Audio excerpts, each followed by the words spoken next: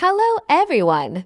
Before we begin, take a moment to support the channel. Hit that subscribe button, give this video a like, and stay with me till the end because what I'm about to share isn't just a story.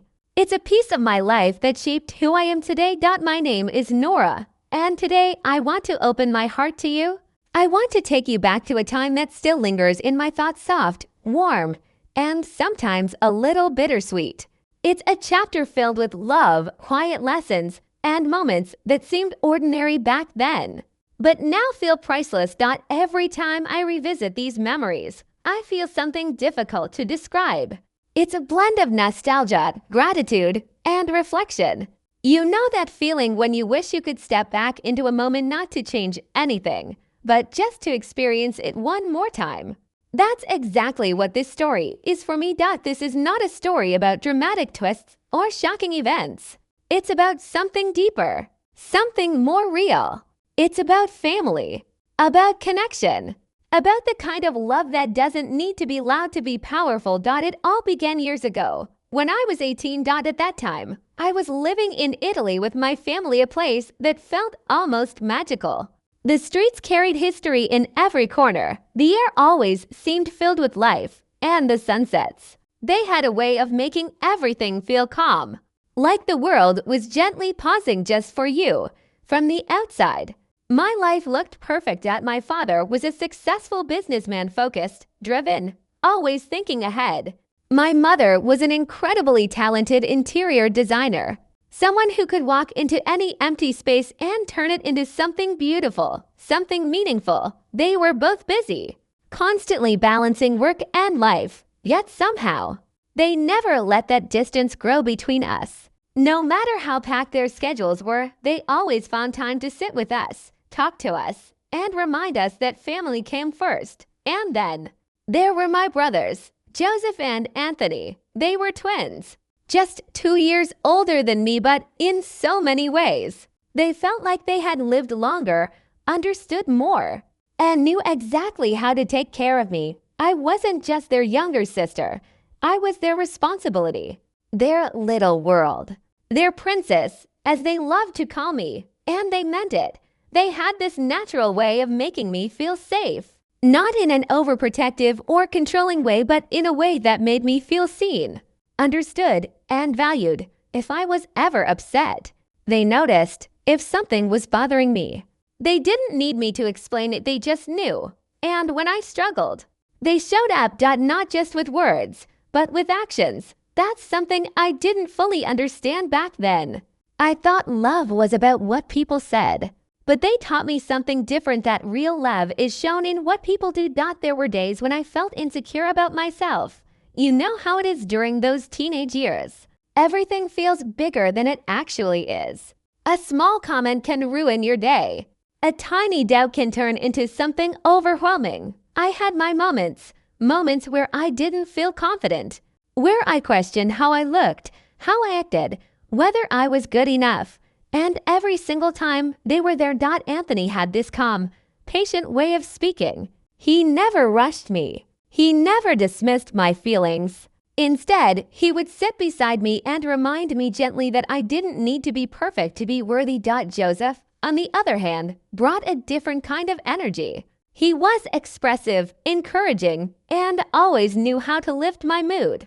Sometimes he would help me pick out outfits, joking around while secretly making sure I felt confident in my own skin. Together, they balanced each other, and somehow, they balanced me too.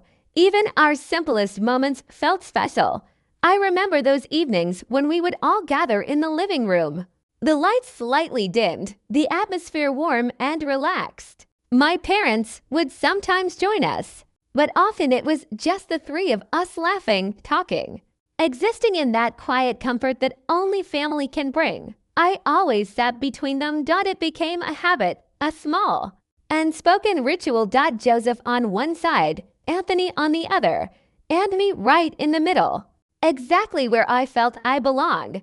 We laughed about the most random things. We teased each other endlessly.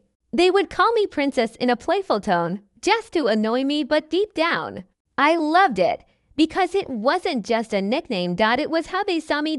And how they made me feel. One summer afternoon, something simple happened yet it stayed with me forever. I walked into the living room and found them watching a movie. They looked completely focused, almost too serious for something that was probably meant to be entertaining, curious. I joined them. At first, I just sat there quietly. But within minutes, we were laughing, making comments, and turning the entire movie into our own inside joke. That moment, it wasn't extraordinary. But it meant everything. Because it showed me something important. It showed me that happiness doesn't always come from big achievements or special occasions. Sometimes it comes from sitting beside the people you love, doing absolutely nothing important and feeling completely at peace. As time went on, they continued to guide me through life in ways I didn't even realize. They helped me navigate school pressures. They supported me through emotional ups and downs. They stood by me when I doubted myself. And most importantly, they never made me feel alone, even during the most ordinary days. There was something meaningful about being with them. We played board games. We stayed up late sharing stories. We talked about dreams, fears, and everything in between. And in those moments, I learned something that no book or lesson could ever teach. I learned what it truly means to care for someone, not in a dramatic, overwhelming way, but in the quiet, consistent, everyday kind of way. Looking back now, I realize how lucky I was. Not everyone grows up with that kind of bond. Not everyone has people who show up for them without being asked. Joseph and Anthony weren't just my brothers. They were my mentors. My protectors. My closest friends. And they shaped me in ways that still influence my life today. One of the most important lessons they taught me was about boundaries and respect. It might sound simple, but it's something many people struggle to understand. They showed me that love isn't about control. It isn't about losing yourself in someone else. It's about supporting each other while still respecting individuality. It's about being there without taking away someone's independence. That lesson stayed with me. It guided me through friendships, relationships, and life decisions.